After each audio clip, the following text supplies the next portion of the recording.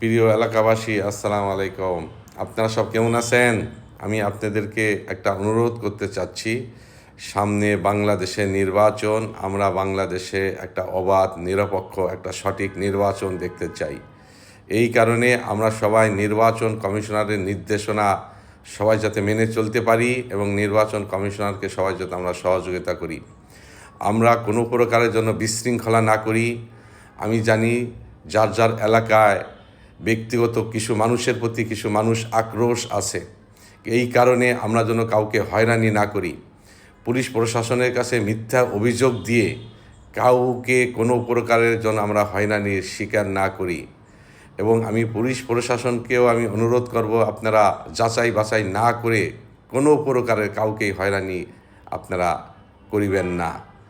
কারণ একটা নির্দোষ মানুষ কোনো প্রকারের একটা সেকেন্ডের কারণে যেন হয়রানির শিকার না হয়। একটা নির্দোষ মানুষ সে যার যার ফ্যামিলি নিয়ে সে রাত্রে ঘুমাবে, এটা তার অধিকার। আমরা যেন কারো অধিকারের প্রতি কেউ আমরা হস্তক্ষেপ না করি।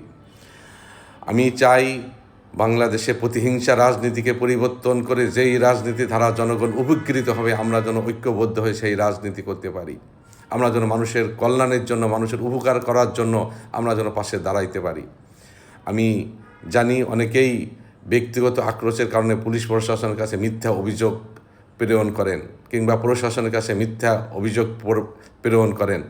আমরা আপনাদেরকে অনুরোধ করব, আপনি যেই নেতা হন না কেন, সত্য প্রকারের জন্য আপনি যদি ভালো নেতা হন, নেতার প্রথম বৈশিষ্ট্য হচ্ছে, নেতার প্রথম দায়িত্ব হচ্ছে ক্ষমাশীল, মানুষকে ক্ষমা করুন। আপনি যদি ক্ষমা নাই করতে পারেন, আপনি তাহলে প্রকৃতি নেতা নয়। আমি আপনাদেরকে অনুরোধ করব, বিগত যা হয়েছে মানুষকে ক্ষমা করে মানুষকে উপকার